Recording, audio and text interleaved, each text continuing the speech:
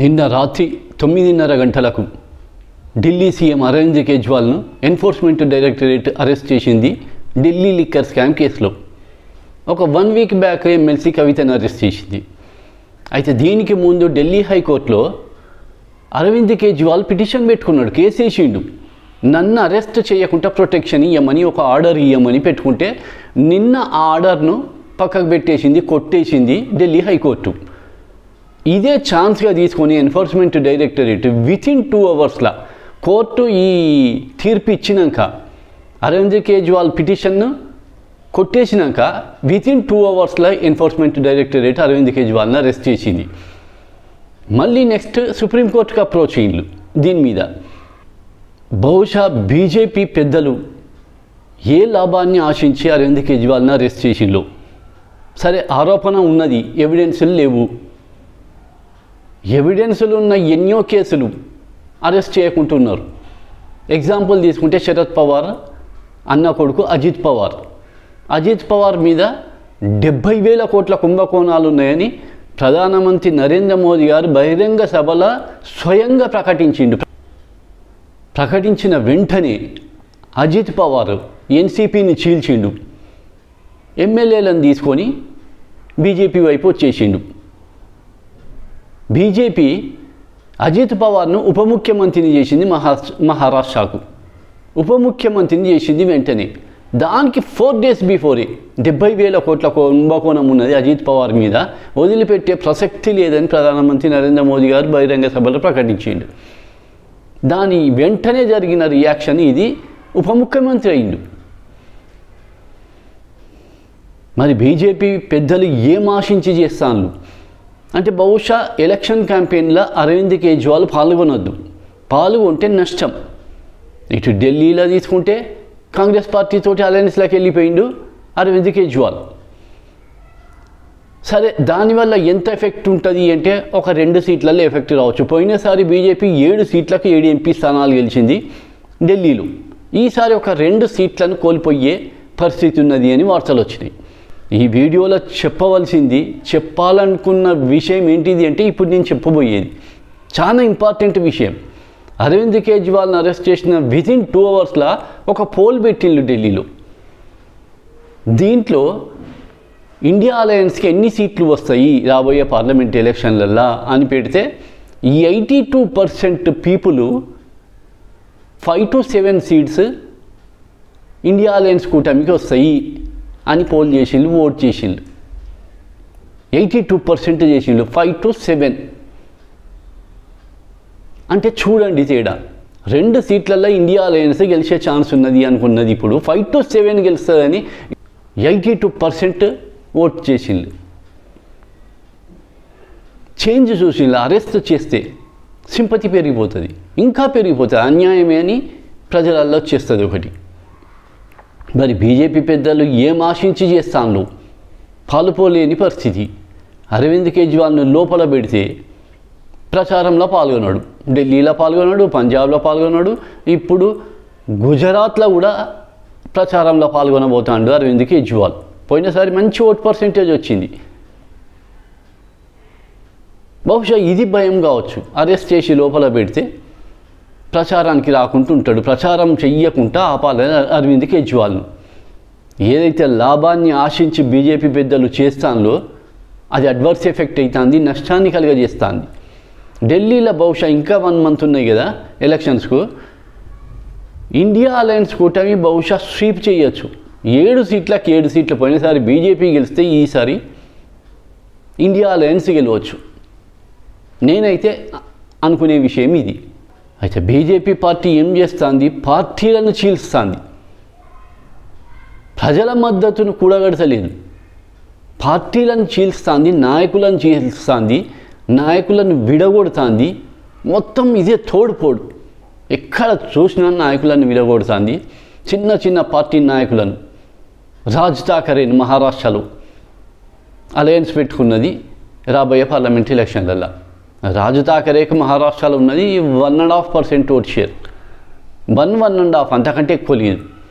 ఆయనని తీసుకొని వచ్చి అలయన్స్లోకి తెచ్చుకున్నది. ఏమన్నా లాభపడతాము అని. అంటే పరిస్థితి గడ్డు పరిస్థితి ఉన్నది, చాలా తీవ్రమైన పరిస్థితి ఉన్నది బీజేపీది. దాని నుంచి బయటపడటానికి వేసే పద్ధతులు కరెక్ట్ లేవు. నాయకులను తీసుకుపోయి జైల్లో పెడతాను. హేమంత్ సోరెన్ను, జార్ఖండ్ సీఎంను తీసుకుపోయి జైల్లో పెట్టిళ్ళు. దానివల్ల కలిగే లాభం ఏమున్నది? ఇంకా ఆదివాసీలు ఇంకా సింపతి పెరిగిపోతుంది దానివల్ల. సేమ్ ఢిల్లీలోది ఎవిడెన్స్ ఇది. ఇప్పుడు నెక్స్ట్ రాబోయే లిస్ట్లో అఖిలేష్ యాదవ్ను అరెస్ట్ చేసేది ఉన్నదట. బీహార్ లోపల తేజస్వి యాదవ్ను, ఈ ఇద్దరిని కూడా అరెస్ట్ చేస్తే, బీహార్లో తేజస్వి యాదవ్ను కనుక అరెస్ట్ చేస్తే ఆడ బీజేపీ ఎన్డీఏ కూటమి వాషౌట్ అవుతుంది బీజేపీ. ఇప్పుడు సరే 50% సీట్లు వచ్చే ఛాన్స్ ఉన్నది అంటున్నారు, అది కూడా పోతుంది తేజస్వి యాదవ్ను కనుక అరెస్ట్ చేస్తే. ఉక్రోషంతో ఆక్రోషంతో బీజేపీ నాయకులు ఏది వస్తే అది చేస్తాను, అది అడ్వర్స్ ఎఫెక్ట్ ఇస్తాను. 2019లో గెలిచినప్పుడు వాళ్ళకి అర్థం కాలే అంత ఈజీగా ఎట్లా గెలిచిందని. 2019లో కూడా బీజేపీ గెలిచింది ఎవరో కరిష్మాతోటో ఎవరి చాణక్య నీతితోటో గెలవలే. దానికి ఒక బ్యాక్గ్రౌండ్ ఉంటుంది, వేరే ఉంటుంది వెనుక విషయం. గెలిపించిన వాళ్ళు అసలు వెనుక వేరే ఉంటారు. ఆ గెలిపించిన వాళ్ళు బయటికి రారు, పేరు ఇంకొకరికి వస్తుంది, బయట ఫేస్ ఒకరికి కనబడుతుంది. గెలిపించిన వాళ్ళు వెనుక సైడ్ ఉంటారు. ఈజీ గెలుపు పొందిళ్ళు పోయినసారి 2019 ఎలక్షన్లలో. ఇప్పుడు చూడండి పరిస్థితి, అధ్వాన్నమైన పరిస్థితి. నిన్న ఈవినింగ్ ఒక ఛానల్ పోల్ పెట్టింది, హిందీ ఛానల్. ఆ పోల్ లోపల ఒక 1 అవర్లో 1,00,000 ఓట్లు పడ్డాయి. కంట్రీ వైడ్ మూలల నుంచి 1,00,000 ఓట్లు పడ్డాయి 1 అవర్లో. ఇండియా అలయన్స్ గెలుస్తుందా రాబోయే పార్లమెంట్ ఎలక్షన్లలో? ఎన్డీఏ అలయన్స్ గెలుస్తుందా అంటే బీజేపీ 95% ఇండియా అలయన్స్ గెలుస్తుంది అని వచ్చింది. 95% అంటే బీజేపీ పరిస్థితి ఎట్లున్నదో అర్థం చేసుకోండి. 2019లో ఒకరు గెలిపించినప్పుడు అది తెలిసి రాలే వాళ్ళకి, దాని విలువ తెలిసి రాలే వాళ్ళకు. ఇప్పుడు దాని విలువ తెలిసి వస్తుంది వాళ్ళకు. అయితే ఇక్కడ జరిగేది ఏంటంటే, ఇప్పుడు రాబోయే పార్లమెంట్ ఎలక్షన్లలో ఇది కూడా ఒక ముఖ్య విషయం. రాబోయే పార్లమెంట్ ఎలక్షన్లలో బీజేపీ వర్సెస్ ఆపోజిషన్ పార్టీలు కాదు, బీజేపీ వర్సెస్ పొలిటికల్ లీడర్స్ కాదు. అసలు విషయం ఏంటంటే బీజేపీ వర్సెస్ ప్రజలు, BJP versus people of India. అది పరిస్థితి.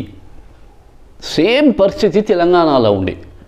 ఎంత పెద్ద స్ట్రాటజీ లేయని కేసీఆర్, ఎన్ని ఎత్తుగడలని, ఎన్ని వేల కోట్లు ఖర్చు పెట్టని ప్రజలు నిర్ణయించుకున్నారు. ప్రజలకు రూలింగ్ పార్టీకి మధ్యలో జరిగింది. ఆడ కాంగ్రెస్ పార్టీది ఏం లేదు, ఏ పార్టీది ఏం లేదు, ఏ నాయకులది ఏం లేదు. 10% కంటే ఎక్కువ లేదు. ప్రజలు వర్సెస్ బీఆర్ఎస్ పార్టీ ఉండే. కర్ణాటకలో అదే జరిగింది. కర్ణాటక కంటే తెలంగాణలో మాత్రం ఇది ఒక పెద్ద ఎవిడెన్స్. ప్రజలకు రూలింగ్ పార్టీకి మధ్యలో జరిగిన ఎలక్షన్స్ అనే దానికి తెలంగాణ ఉదాహరణ. సేమ్ రాబోయే పార్లమెంట్ ఎలక్షన్లలో బీజేపీ వర్సెస్ ప్రజలు జరగబోతోంది. బీజేపీ వర్సెస్ ప్రజలు. ఈ పరిస్థితులలో నాయకులను జైల్లో పెడితే ఏమొస్తుంది, పార్టీలను చీల్స్తే ఏమొస్తుంది, ఎమ్మెల్యేలను ఎంపీలను కొంటే ఏమొస్తుంది? ఒక వార్త ఏమొచ్చింది, దేశం మొత్తంలో ఒక 500 మంది ఎమ్మెల్యేలను బీజేపీ పార్టీ కొన్నదట. ఇది నేను ఆరోపించేది కాదు, మల్లికార్జున ఖర్గే కాంగ్రెస్ పార్టీ ప్రెసిడెంట్ చెప్పిన విషయం. 500 మంది ఎమ్మెల్యేలను కొన్నారట. ఒక సిచ్యువేషన్ వస్తుంది, ఒక సిచ్యువేషన్లో నడుస్తుంది ఎమ్మెల్యేలది, ఎంపీలది. కానీ ఒక పరిస్థితి వస్తుంది, ఎమ్మెల్యే చెప్పినా వినరు, ఎంపీలు చెప్పినా వినరు, మినిస్టర్లు చెప్పినా వినరు, ఎవ్వరు చెప్పినా వినరు ప్రజలు. వాళ్ళు ఒక నిర్ణయానికి కనుక వస్తే అదే ఇప్పుడు జరుగుతుంది. బీజేపీ నాయకులు చేసేది ఏంది, లీడర్లను జైల్లో పెడతాన్లు, పార్టీలను చీల్స్తాన్లు, ఎమ్మెల్యేలను ఎంపీలను కొంటాన్లు, విడగొడతాన్లు, పార్టీలను రకరకాల క్రూడ్ మెథడ్స్ ఫాలో అవుతాన్లు. కానీ ప్రజలను మంచి చేసుకుందాము, ప్రజలకు మంచి చేసి గెలుస్తాము అనే ఆలోచన 10% కూడా కనబడతలేదు. అదే కారణం ఈ అడ్వర్స్ ఎఫెక్ట్, రాబోయే అడ్వర్స్ ఎఫెక్ట్కు.